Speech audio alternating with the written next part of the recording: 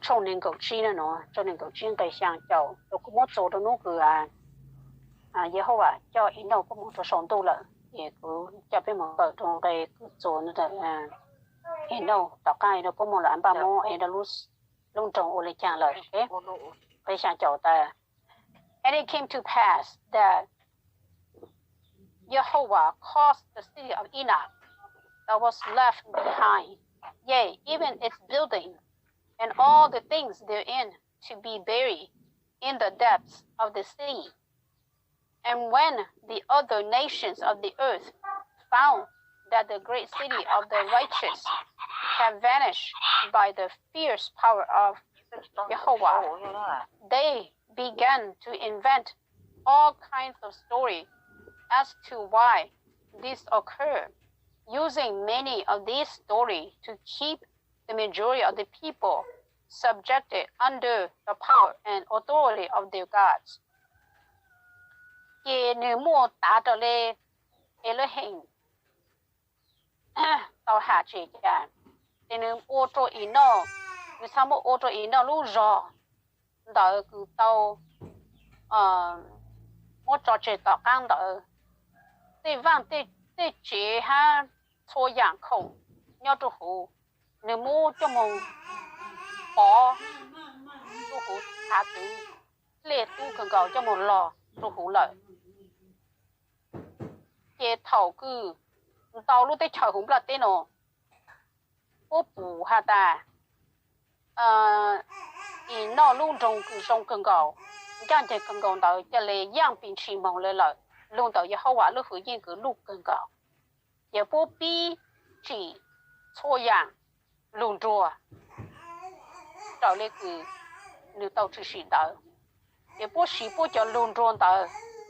giờ bố rùa cho tốt nên cứ phải chống đợi bố nhỏ hữu căng bố cho vạn chữ đủ bố cho vạn chữ lúc hữu thị lúc một chữ căng bố hãy tốt nên chẳng cho ý. It came to pass that the children of men became very wicked, and there were none who were found to be righteous like unto the people of Enoch. Nevertheless, the son of Adam, even the father of Enoch, which were Seth, and Enoch, and Canaan, and Mahalaleel, and Jared, the father of Enoch, and Methuselah, the son of Enoch, yea, all these did remain upon the earth, that they might preach repentance unto the remainder of the children of men, so that they might persuade them to establish righteousness upon the earth. Để nữ mua lúc lên tới tá lên tới ta cho mỹ nhọn nó này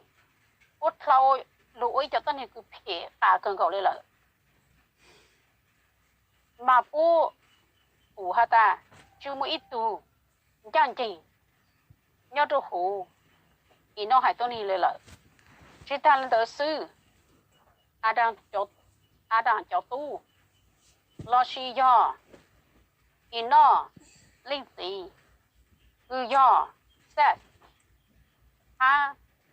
Enoch ha Canaan ha Mahalaleel ha nếu mua Jared do Enoch linh sĩ để mua Methuselah do Enoch tu để tan thọ bố cho nó do cho cứ chỉ mua nhau cho chỉ luôn là tên nó để bố cho cứ lo mong trang tờ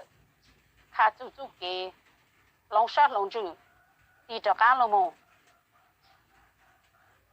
ha bố cho mình nhỏ nó nên cứ sinh chỉ trả nhỏ để bố lo mong khá cho tôn hiện tại của bố đi cho cá lo mong bố tôn hiện trang trình nhau cho hướng là tên nó chẳng cho and it came to pass that Seth died and was buried next to his father Adam in the land of Canaan. And surely after the death of Seth, Lamech bore a son and called his name Noah. And it is this same Noah of which the record of the Jews make it a recording. Chê nư mua lên tờ tá lên tờ ta they said nư tàu đang xin nên lợi they bố mua nư lò đồ nư lên sĩ an đàng nhớ rồi từ tha an cả an mà có các cứ said đang xin nên lợi để làm mẹ thà lệ dù tàu ít tu hu ô nó để tu cứ tốt tu nó cứ tu mua lù sầu trà nhớ rồi tờ hai tên nên chú tu lù lợi giờ phòng bài bộ cứ bên nó cởi phòng in đó nè chẳng chỗ bé and for the sake of the room that will be needed for the other part of the history of the children of men, I do not make a full account of Noah and what transpired during the days of his probation. For ye have the record of the Jews, and that record is sufficient for the purpose of Jehovah. Để tu do vì chú mua thờ giàu cho cụ sau tan thọ cho kiến cử hạ chung đời cho mình nhỏ nó này để cụ chủ do để cụ thà lệ chi sau tan thọ nó lúc ninh trái mua chỉ sĩ nhỏ trồ lúc sợ cứ nữ đầu lúc lì cho lúc blat tên nó ta chỉ mà có tu mua cho đâu cho có tu mua tu lù đào hải tên hình chú cứ có tu mua nhà trong tờ có là cái gì mua gì rong giàu trở lại giờ họ bảo lúc hạp pa lỡ để sang chọc lâu. Nevertheless, Elohim had commanded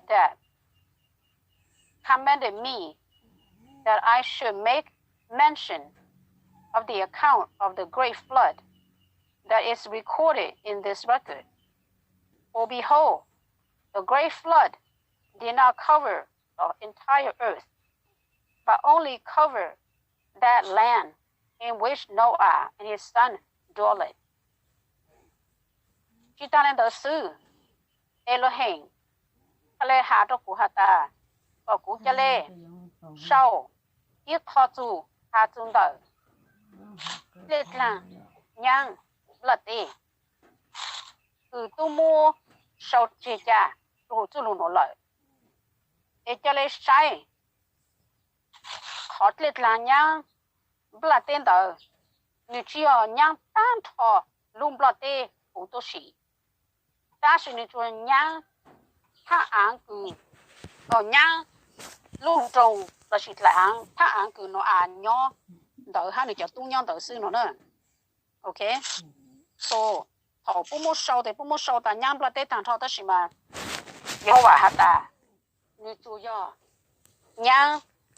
lại án cứ thả án là chỉ luôn trồng cứ nó hai người cho tung nhau sư vì luôn trồng đỡ ô phải ô cả sư nó nữa. For in that time, the people of the land did not know the great vastness of the earth. And when this great flood came upon the land, they assumed that the entire earth was flooded. Mà nhau trong lúc xí hẳn tờ, hãy tôi nên cứ nhau trong lại án tờ. Ủa chỉ bảo hạt ta, luôn là tên nó, lúc hạt làm bảo lấy chàng. Cái thầu cứ liệt là nó nhang rồi thả án đỡ cái bố chơi sáng hạt ta nếu nhang tan thọ luôn là tê hủ tôi xí lại lợi nhang cho trò. And this thing was taught correctly by Noah and his son, but because of the tradition and corrupt nature of the men who would make their own history according to their own foolishness, the truth regarding this flood was not recorded properly. Mà giảng cư tu tao mô kha lu trở lên nó ăn cho tu ha nó ăn tu kha lu mà yên do lợi đó là vì tu khó ô tê cái lý cái chạy luôn bờ nông ninh cái bố cha mô ô dù kế ta lợi trở lên bố cho luôn rùa ta bố cho kiến cử mà bố ô trở lên cử bố chủ kế rùa sư mà bố thà lại chỉ mua khó lên nhang đó là nhang bờ tên đó cho nó mồ sau chi trả hỗ trợ lệ cử du lù gạo chè chẳng cho chẳng. But as to the record of the Jews, there was no need for them to know anything else that transpired outside the realm of the land in which they lived, even the land of Canaan. Mà vì do hai tuần hình du lù để bố yên chi đông càng lử dạng ư chủ sĩ sang đầu đợi bất lệ án ư bố nhỏ lệ tại giờ thả án cần án lò ý dạng cầu dạng chủ ý cho chạy đó ta chọn chú yên trên nhà ta du lù cứ bố sâu đợi yên giờ là chỉ bố yên chi sáng bao du lù dạng cứ chủ sĩ sang đầu bất lệ án này nó nè bố chỗ nếu nó cỡ đó là cứ chú bố sầu bố phong đầu xưa nè chú cứ chắc chắn sang đó nè chẳng cho gì. It came to pass that after the great flood, the children of Noah once again began to populate the earth and mix their seed with the other seed of other people who were not affected by the flood in the land of Noah. They tỏ các cứ liệt là nhang là tên đó tên Noah cho mi tư mi nhổ hút ra cá mông nho dù cho tôi này cũng là tên nó suy sợ ok rồi lừa hại tôi này cho cứ chỉ cho lên nhang nhớ rồi đó Noah lại ăn đó chẳng cho for behold the brother of Yared was not a direct descendant from Noah, but he and his brother Yared lived in the land east of the land of Canaan many years after the great flood had subsided off that part of the earth.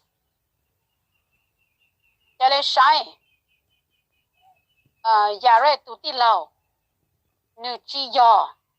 chẳng chê luôn đó nó ta chỉ nữ ha nữ tu ti lao Yared ở tu nhớ trong đời thà án cứ một chỗ san nô tu đời cái nào ăn tới chờ tàu xiong lù lợi tỏ cán cứ liệt là nhang đời sáng ta lợi cứ nhớ chỗ thà án cứ ở tu nhon đời lúc là tên nó như vậy gì cho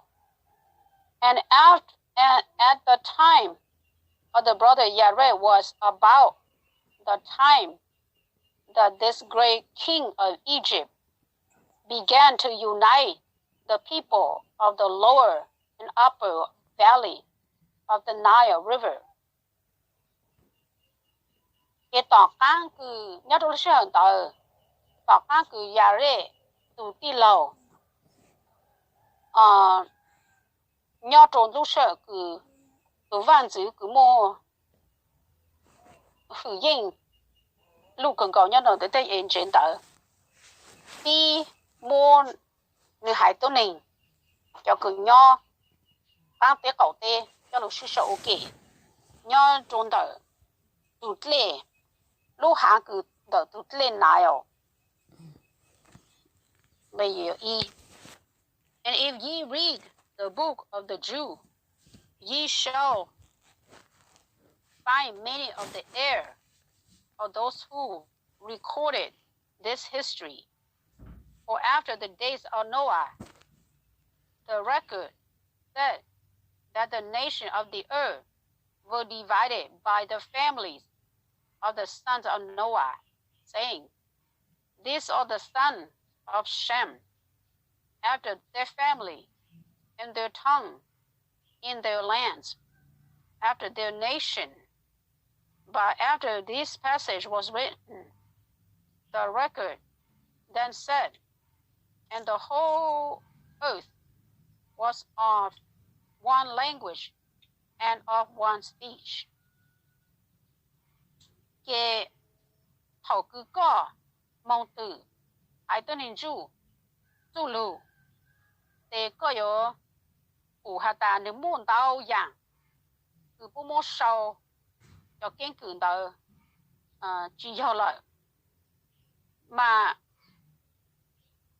tỏ các cứ nó lợi để bố sâu hà taการทอดจะได้เฉยยังหงปลาตีเตาลูมงชีไฟวัวเตจิตัวนี้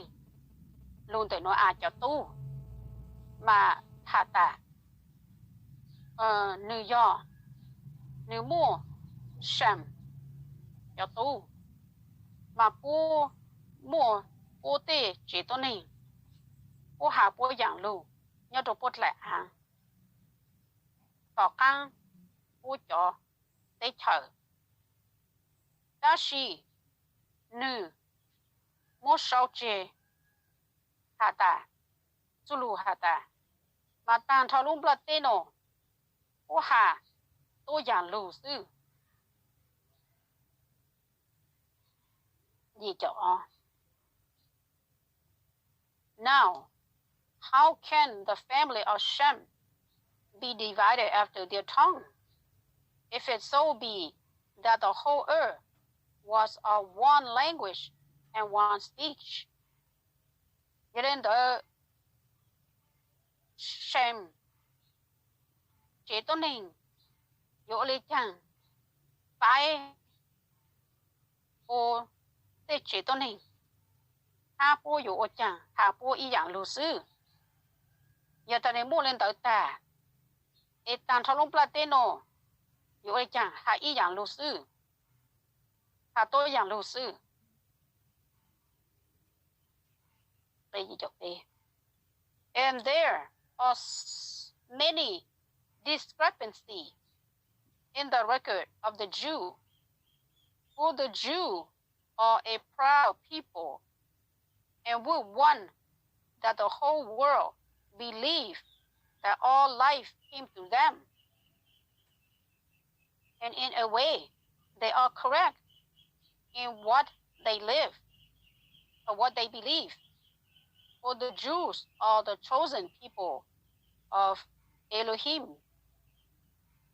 Ye nu ye môn tao yang yo kế từ chọn chu một số đồ chu lu vì chọn chu đó do ý hải nên cư kháng thế hình mà bố tăng cổ tăng trong lúc đó tên nó chỉ hạt ta bố cha yo tu sa của bố hạt ta của bố chỉ hạt ta tu sa yo tạo tới bố lu mà tu kế cứ bố chỉ tới nhưng yo vì hải tuần hình trung tới yo hải nên cứ el hình chữ sai bố như chọc lo. Nevertheless, they are not chosen because of their righteousness, nor are they the chosen people from whom came forth the rest of the people of the earth, but they are the ancestor of Yehoshua, the Mashiach, who shall come into the world from their loins, or in other words, from the generation of the Jews. Mà chỉ tăng lên tới sự ô chỉ cho cứ chữ sai vì giờ bố chú kiến chẳng chừng lo shi ô chữ sai bố giờ hay này cứ chữ sai tận tận thôi tôi này không có tên lù ta shi ô giờ chẳng chừng đợi giờ hậu số tôi mà xí à sư vì đó khó giờ hậu số yêu tận đời bố chẳng chừng lù mà luôn đời chưa số yêu luôn đời yêu đời bố lù sư nè tận bố chẳng chừng lù sư nè tôi hay tôi nên luôn đời ta cứ bố nhân đời sư bây giờ dấu chi. And in this way they are the chosen people only in that their lineage is the lineage that was chosen by the Father, from which to have his Son come forth according to the flesh. Nevertheless, the Father could have chosen any other people of the earth to be chosen lineage of the Son of Jehovah. Mà vì chú kế nó nữ cha lê chữ sai hay tôi này nó luôn tờ